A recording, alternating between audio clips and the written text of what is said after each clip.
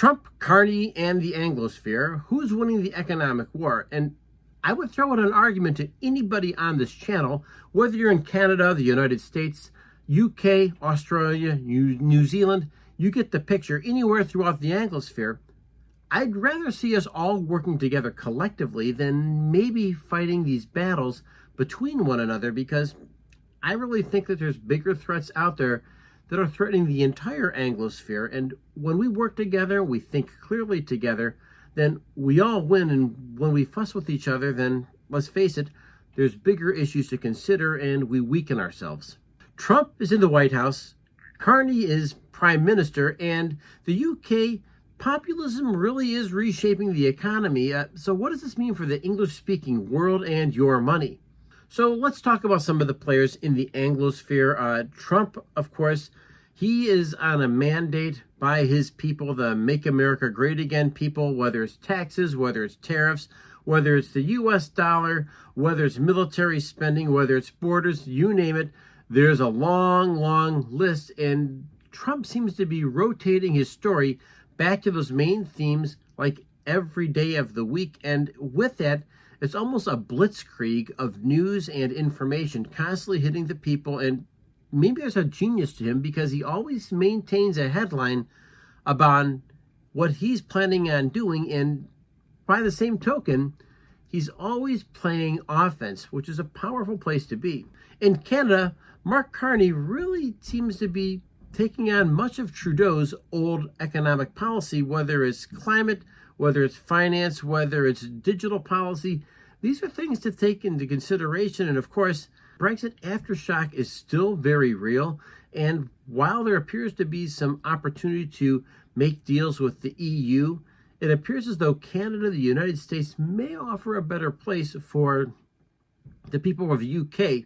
And the fact is that these things aren't just going away, but I always throw out the idea, why aren't we working collectively together? A viewer of last week said they are a Kanzuk, and I asked myself, the heck, what on earth is a Kanzuk? So I looked it up, Canzuk, and so it turns out Canadian, Australia, New Zealand, and the UK working together as its own collective entity, which I thought was a clever idea. So the Kanzuk might be something that's worth doing an entire different video on, because I found it intriguing, and maybe there's some elements of that that really should be sprinkled throughout this video and future videos. Hit a comment if you know anything about the Kanzuk, or maybe more importantly, if you have insights that would really say that this is a real viable economic system. I'd be glad to hear from you. So regardless of what's going on inside the Anglosphere, the bottom line is there is continued trade friction between the United States and Canada. One of the themes that Trump is always hitting is illegal immigration. He hits the fentanyl crisis, and of course, the fact that there are countries like China, for instance, that set up entities in other countries to avoid paying tariffs. And whether it's Canada, whether it's Mexico, the fact is that these things really do undermine our relationship. And I realize that Canada must look out for Canada, the UK must look out for the UK, Australia for Australia, but we also need to have trade-friendly policies that work within the Anglosphere. That's something that I would say is really, really a powerful theme, because let's face it, inside Australia, whether you're in the UK, there's a housing crisis that doesn't seem to be going away. And with that, you've seen a tremendous decrease in the value of homes. And even if somebody had purchased a home, the fact is that the value of those homes have gone down tremendously. And if you're one of those people, make a comment here, because we need to hear from you. The fact of the matter is, the Anglosphere has some similar things that they're all concerned about. And I want to make sure that we're saying once again that these things are very real, and they're facing all the nations inside the Anglosphere. For instance, there is shared debt spikes, whether you're the United States, whether you're Canada, whether you're UK. The fact is, these things are very, very real.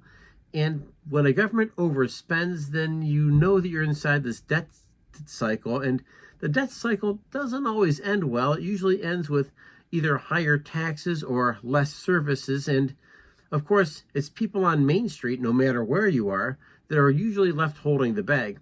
Real estate and inflation across all the continents is very real, and with that, I want to remind you that maybe the era of easy money with the Bank of Japan having a zero yen trade is now going to wind up affecting every single one of us, because Japan was buying everybody else's treasuries, keeping their interest rates down to near zero, and now it appears as though that stage, those days, may be coming to an end, and as a result, that we could be seeing higher interest rates being circulated throughout the world. Let's face it, and the 800-pound gorilla inside the Anglosphere is the fact that there's a threat of being outpaced by China and the BRICS, and I don't think the BRICS are as powerful as they would like to be, and maybe the other part of it is that the BRICS can really be broken up, and of all the nations inside the BRICS, it appears as though India might be the one that might be playing ball with the Anglosphere the best out of all those nations. And of course, Russia has their fair share of problems. And China, if they don't have a market to sell their products, then they're really in a lot of trouble, because they've created overcapacity, and they too will have a significant debt problem. So who do you trust? That's the question. And maybe is your country's leadership the people that you can trust? And whether you're in the United States, whether you're in New Zealand, the fact is there's a lot to be said here. Drop your flag in the comments below, because I'd love to hear from you. And with that, ladies and gentlemen, I want to remind you of a couple of things. Please hit like and subscribe. Help me feed the squirrels in the backyard. And with that, remember, the biggest battle we're fighting is the one between our ears. Stay healthy, and I'll catch you next video when you subscribe. Thank you.